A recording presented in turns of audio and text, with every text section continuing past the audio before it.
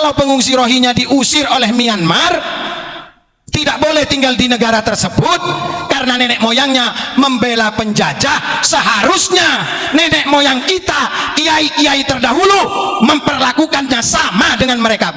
Setuju itu? Kenapa? Mereka seagama tapi tidak senasionalis dengan kita. Mereka ingin dimanja, mereka ditampung di Bangladesh karena di Bangladesh harus kerja. Mereka memilih tinggal di Aceh karena didanai oleh kelompok-kelompok mereka yang mengkoordinir dari pengungsi-pengungsi itu, dimanjakan di Indonesia. Tujuannya nanti ingin menguasai dari sebagian tanah air Republik Indonesia. Banyak yang mengaku keturunan Nabi Muhammad tapi tidak seperti Nabi Muhammad. Banyak yang meniru apa? Meniru ketika ia mengucapkan saya ini cucunya Rasulullah. Loh, gak bahaya dah? Sementara perjuangannya jauh dari perjuangannya Rasulullah. Apakah tidak malu?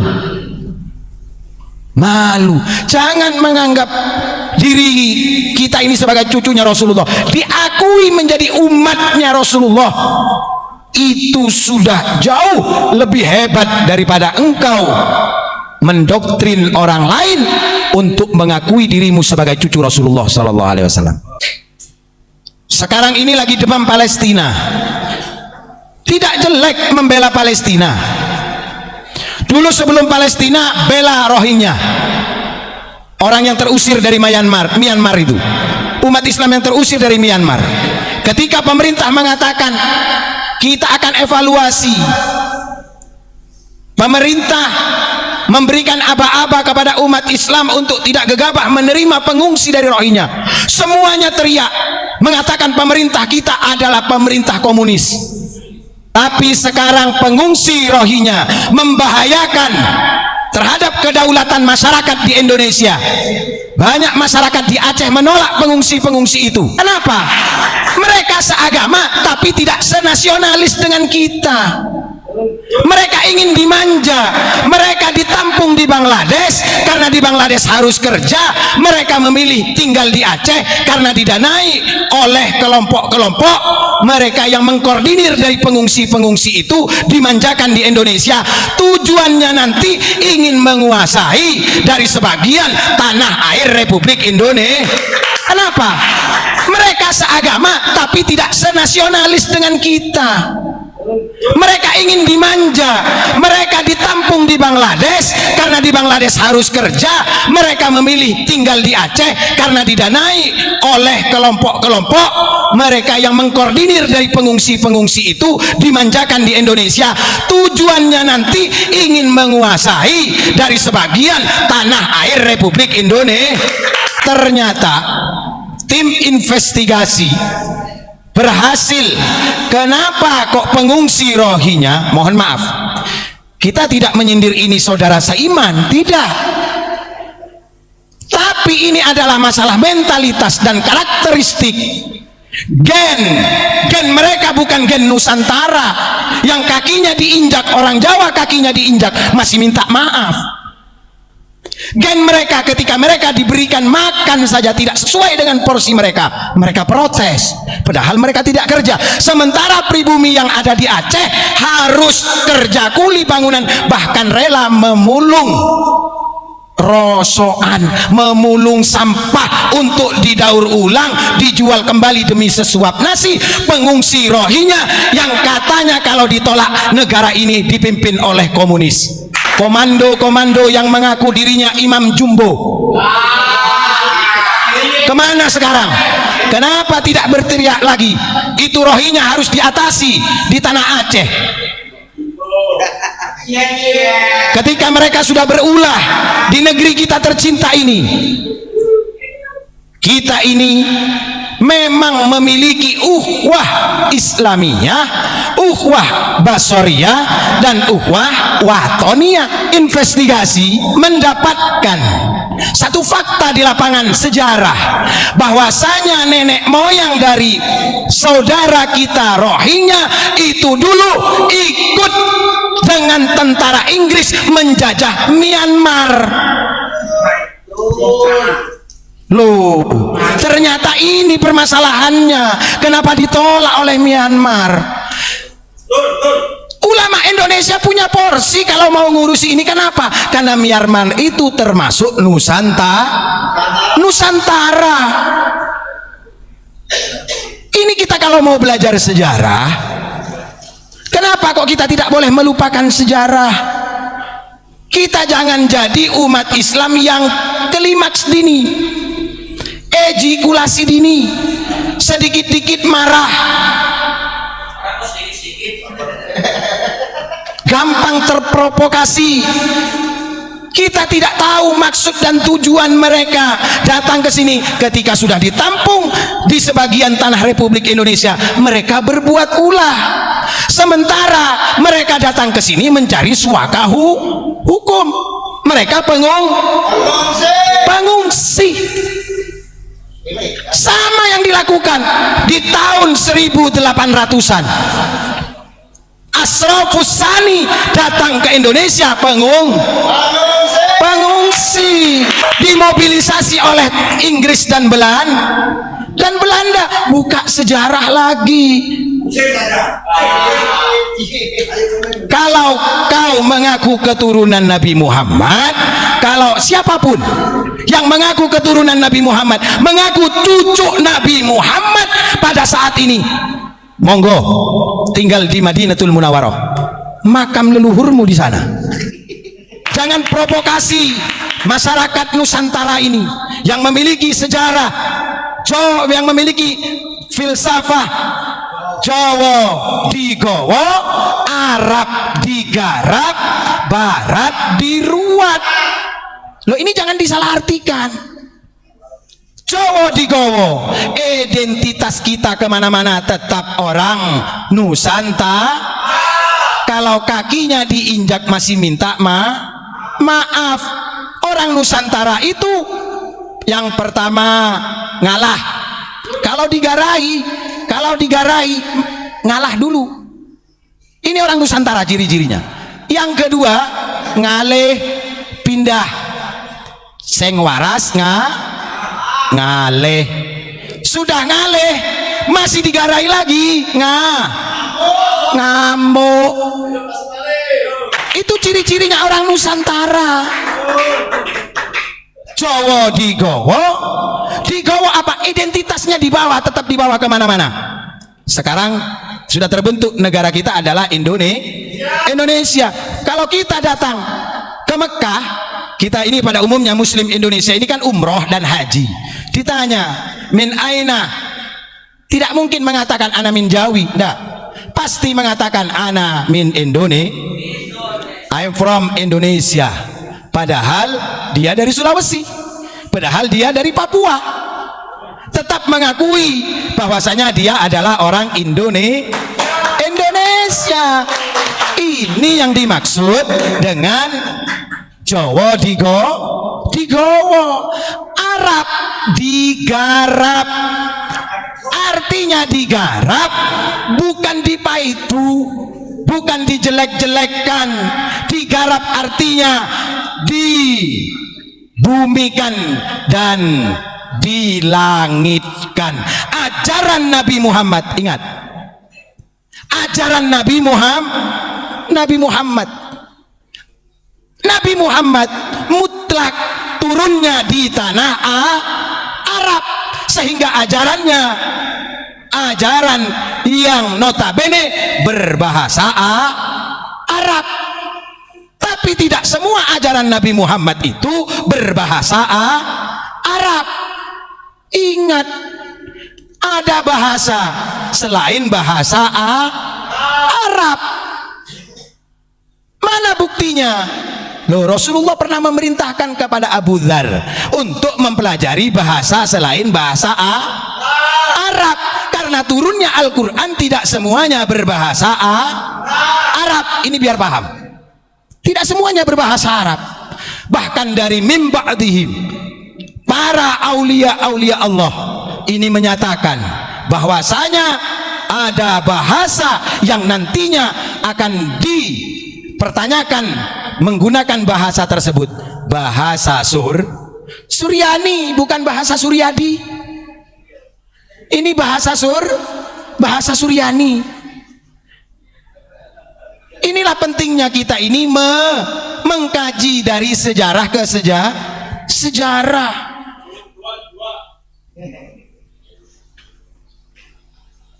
Artinya apa? Dalam Al-Quran Allah firmankan, asluha sabitu wa far'uha fis sama. Ketika agama ini akarnya menancap ke bumi, menancap ke dalam tanah, kemudian cabangnya akan rindang, akan memberikan buah yang manis. Loh, ini perspektifnya agama Islam. Kalau sudah terjadi seperti apa peristiwa yang ada di Aceh sana, pengungsi Rohingya yang sudah mulai macam-macam, loh ini kan bahaya, membahayakan terhadap stabilitas keamanan nasional.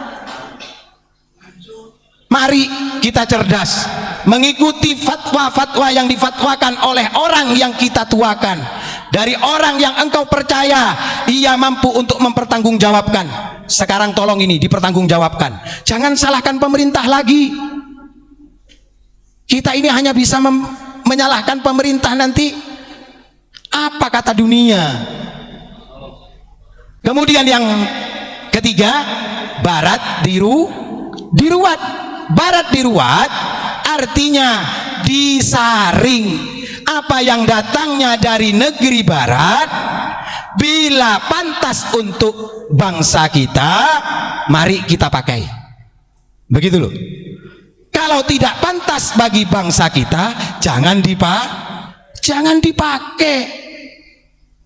Karena kita punya prinsip, di mana bumi dipijak, di situ langit dijunjung. Nggak perlu mendoktrin orang Indonesia dengan doktrin agama yang berlebihan. Kadang-kadang kita ini geli dengernya. Seorang yang bodoh, dari bagian mereka yang bodoh saja lebih mulia daripada orang yang alim.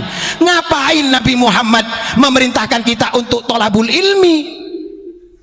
Kalau hanya cukup dengan nasab saja kita sudah bisa mulia. Kenapa Al-Quran menyatakan yarfa'illahu alladhina amanu?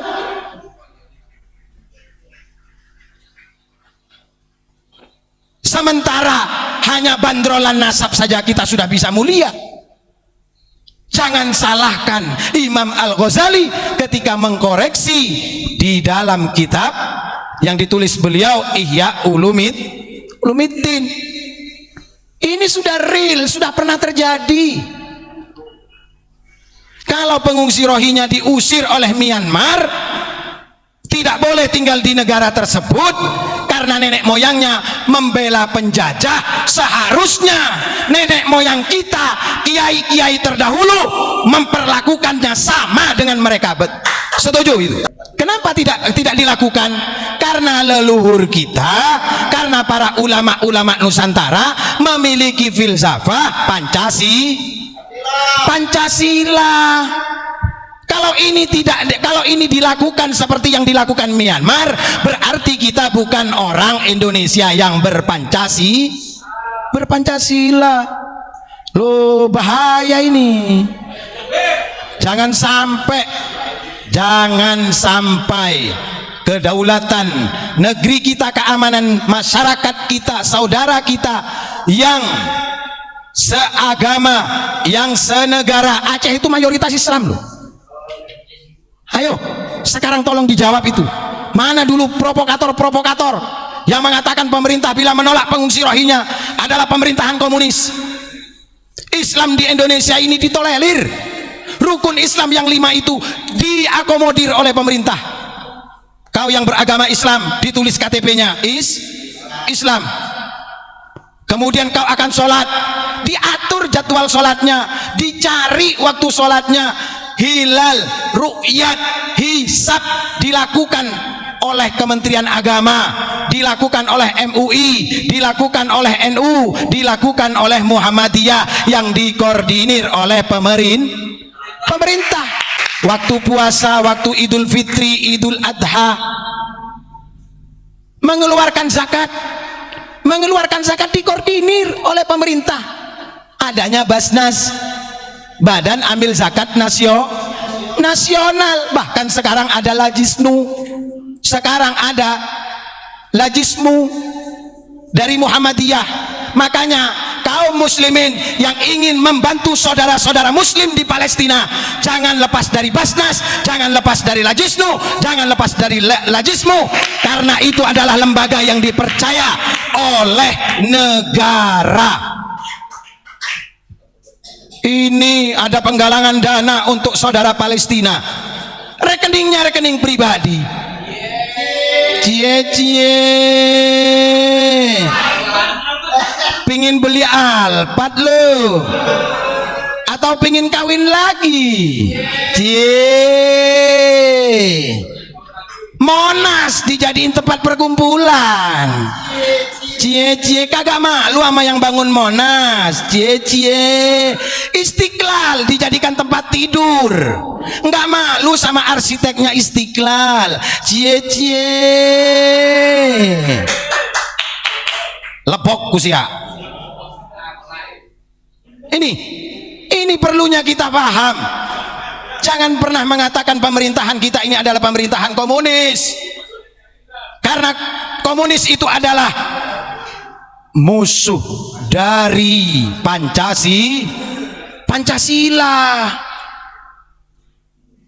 Puasa diatur apa tidak oleh pemerintah? Diatur. Kapan mulai kita berpuasa, kapan mulai kita sahur, kapan mulai kita berbuka, sampai kapan mulai akhir Ramadan, diatur oleh pemerintah.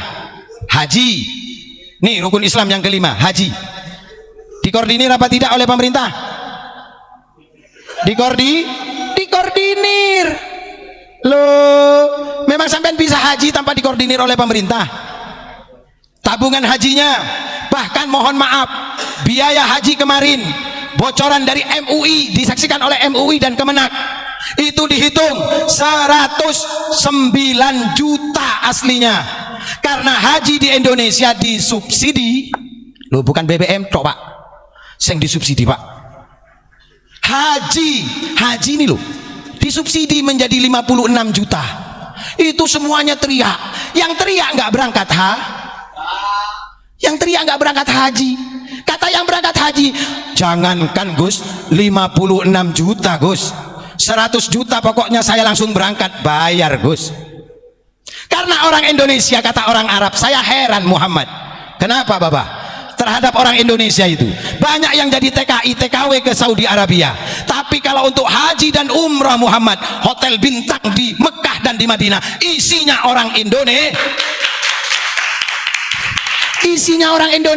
Saya bilang, saya jawab, Bapak, hal yang anta ma'lum, kullun nafar fi Indonesia idza haqqul haj, kalau untuk urusan haji, jangankan rumahnya, kepala mereka dijual laku, mereka jual untuk haji. Itu kan sesuatu yang mustahil tuh. Gimana sih kepalanya dipotong kok dijual terus orangnya berangkat haji? Artinya apa? Dibelani betul. Karena apa? Pertama, kalau orang Indonesia haji ingin jumpa dengan makam Nabi Muhammad. Ayo panjenengan, tuan-tuan yang mengaku keturunan Nabi Muhammad, kita rebut makam Nabi Muhammad, Masjid Nabawi dari Wahabi. Ayo kita rebut. Berani enggak? Jangan jual cucu Nabi Muhammad di Indonesia loh. Kalau kagak berani merebut Masjid Nabawi, betul? Salam Pancasila.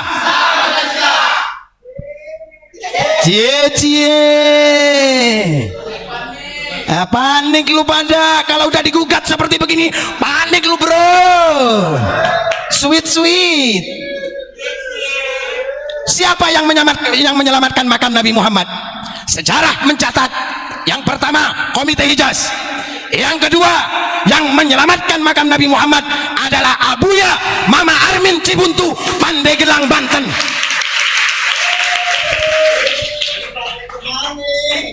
Ayo silakan dibantah. Silakan dibantah sejarah ini. Ketika suku Arab Kut-Kut ingin menghancurkan makam Uhud dan makam Nabi Muhammad, Mufti Madinah minta tolong kepada Syekh Nawawi. Syekh Nawawi mengamanatkan kepada Abuya Mama Armin untuk memimpin pasukan yang berjumlah 45 pasukan. Loh, cuma 45 pasukan. Lu teriak-teriak di bumi Indonesia dengan mengangkat pedang. Jangan ajari orang Indonesia mengangkat senjata, bro. Karena yang memerdekakan negeri kami Indonesia bukan leluhurmu, tapi leluhur kami. Leluhurmu pecundang, jarkoni, wani ngajari, wedi ngelakoni.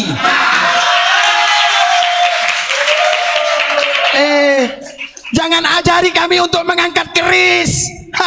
Kecil itu. Sudah kamu ajari, kamu doktrin umat Islam ini dengan misuh-misuh. Sekarang kamu ngajari kami untuk mengangkat pedang. Kami dulu berperang melawan Belanda nggak pakai pedang, pakai bambu runcing.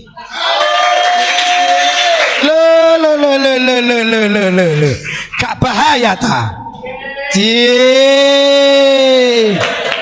Bilang aja lu pingin beli Ferrari. Ini pencerdasan. Ingat, kepada siapa saja komponen bangsa Indonesia, baik guru, santri, ustadz, kiai, mencerdaskan kehidupan bangsa Indonesia dilindungi oleh undang-undang. Jangan mau kita sekarang dibodoh-bodohi. Mon kibadah kiai didoktrin biar yang lain dengan mengangkat senjata. Kita jihad, jihad kamah. Mau jihad kemana?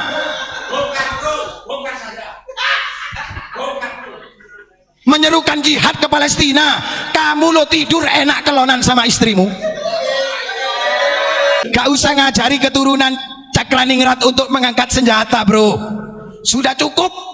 Bagi kami pertempuran antar agama di Nusantara sudah pernah terjadi. Pertempuran antar suku sudah pernah terjadi. Itu masa kelam kami dan tidak akan kami ulangi lagi. Papua tetap bersatu di NKRI. Loh, kalau nggak percaya silakan datang ke Papua. Apa mata uang yang dipergunakan? Rupiah. Kemudian BBM yang disuplai dari mana? Dari Indonesia. Yang bangun tol pemerintah mana? Pemerintah Indonesia, bro. Mohon maaf, saya bukan buzzer rezim, bukan. Kalau memang itu salah, kita salahkan. Kalau itu benar, mari kita ikuti. Begitu. Kita harus yakin. Yakin. Jangan mengatakan NU sudah dipecah belah. Pret. Kamu kok mancing NU? NU sudah terpecah belah. Nggak ada NU terpecah belah. Karena NU masih punya pamomong, masih ada yang ngasuh. Walaupun beliau tidak menjabat di struktur, ulama khos NU tetap setia kepada NU. Kalau NU sudah terpecah belah, Indonesia diambang kehancuran, itu halu. Itu halu. Nggak usah dibesar-besarkan. Kamu sudah berjuang di NU apa? Apa yang sudah bisa kamu berikan kepada NU? Jangan kamu berprinsip apa yang saya bisa dapatkan dari NU. Karena NU bukan ladang mencari penghidupan, tapi bagaimana menghidupkan NU. Alhamdulillah, ternyata ulama khos Nahdlatul Ulama masih solid. Jangan framing umat ini dengan framing bahwasanya kiai-kiai NU sudah pecah. Jangan eman lambemu turah. Inilah Kalau ingin tahu sejarahnya sekarang, Rohingya bergejolak di Lok Sumawe, bergejolak di Sabang, bergejolak di Aceh. Jangan diam kalian, kalian yang memaksa Rohingya untuk masuk ke Indonesia. Sekarang Rohingya berbuat ulah di Indonesia. Upaya apa? Pendekatan apa? Upaya solusi apa? PBB aja angkat tangan kok. Kita ini kadang-kadang sombong. Sombong apa? Sombong karena beragama Islam itu sombong. Enggak seolah-olah yang lain kalau tidak membela itu masuk neraka. Loh. Ini kita harus paham. Mari anak-anak santri, edukasi ini adalah mencerdaskan, untuk mencerdaskan kita. Karena 10 tahun, 50 tahun yang akan datang, yang akan berbicara bukan kami lagi, tapi panjenengan santri-santri di seluruh antero Nusantara ini yang akan menggantikan kami menjadi pemimpin-pemimpin di Indonesia.